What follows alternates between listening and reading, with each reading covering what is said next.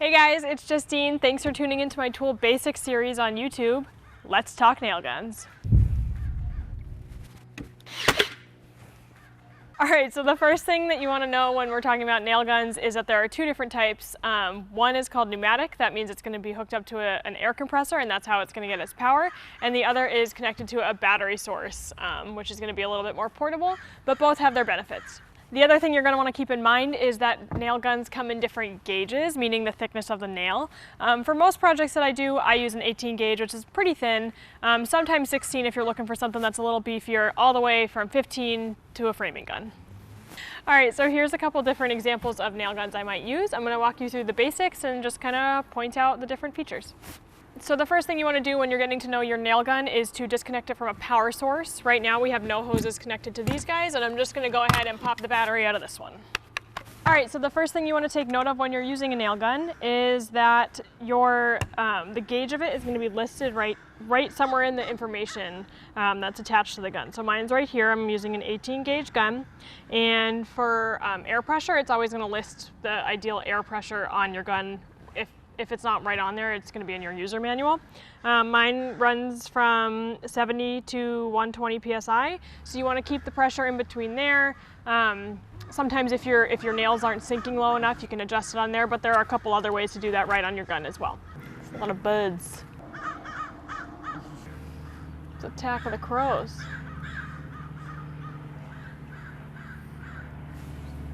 This guy over here. Alright, so right here is going to be your trigger. This is obviously what's going to fire the nail into the piece of wood or whatever you're working with.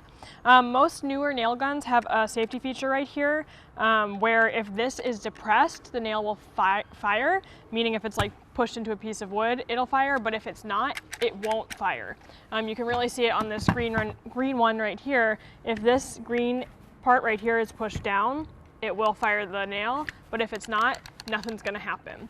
Just keep in mind that if you're using an older set, like maybe you're using your dad's old set from when he was a kid, it might not have that safety feature, so just be careful. Most nail guns are going to have a magazine chamber that lives right here. They might differ a little bit, but most of them have a little button right here that you press, and it unloads the nails. When you're loading, you want to take your sleeve of nails and put them closest to the part where it fires, not back here. Cool, right up here. And once it's loaded, you just kind of close it and give it a nice little kick, and it'll snap into place. There's usually a little keyhole or opening right here so you can see when you start to get low on nails. Otherwise it just won't fire, but it's kind of a nice thing to keep in mind.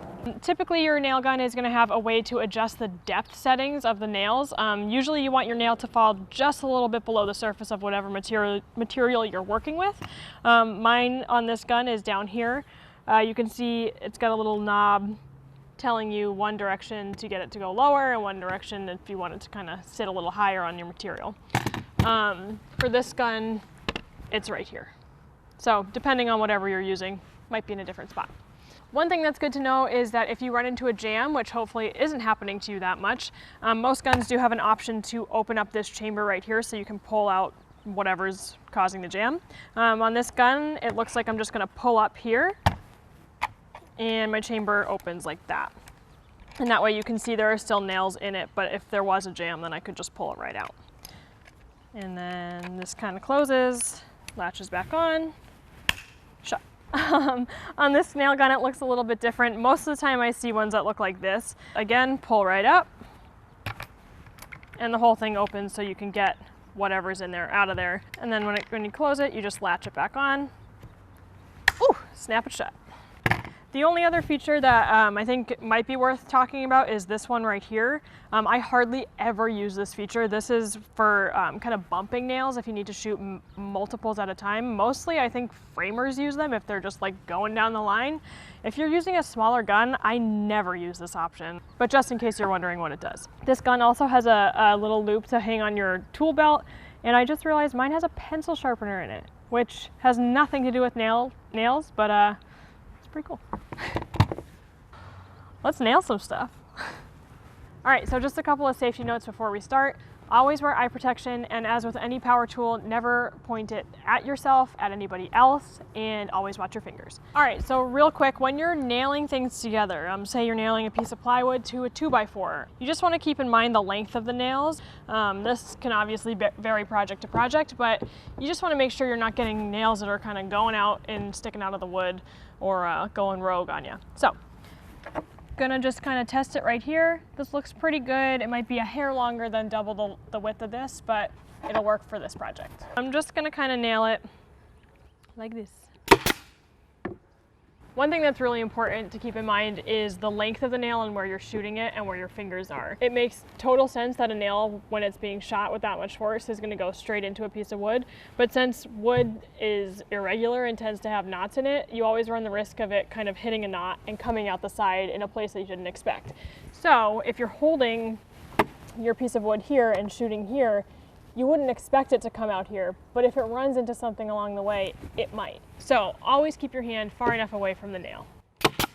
The way that nails come is in a sleeve, and you can kind of see on the end, maybe not, that they're beveled slightly there, and that's how they go into the wood. So when you're shooting, you always want to keep in mind which way that tiny little bevel is, because if you're shooting this way, then you're beveling in this way. So the tendency for it to veer off in a different direction, it's either going to go this way or this way. If I was nailing the end of this and I'm pointing this way, the tendency for this nail to stick out is either going to be this way or this way. So when I'm nailing, I'd want to put it this way. If you're using an air compressor, just keep in mind that as you're nailing, the pressure tends to drain and your air compressor will kick back on and it'll make a really loud noise. Don't be scared. It's normal. It's not broken. You'll get used to it. The main differences between the pneumatic and the battery operated versions, they fire in exactly the same way.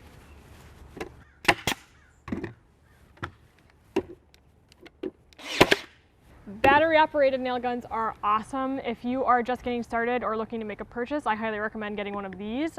It's great to not have to lug around an air compressor, but if you're working with a lot of projects that use an air compressor for other things, maybe that's a great option for you.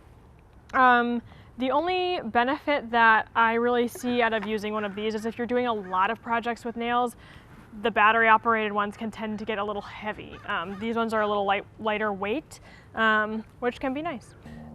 As always, be sure to read your user manual when you're getting used to your power tools. And if there's any questions you have or videos you want to see more of, be sure to like and subscribe and let me know in the comments below. I'll see you soon.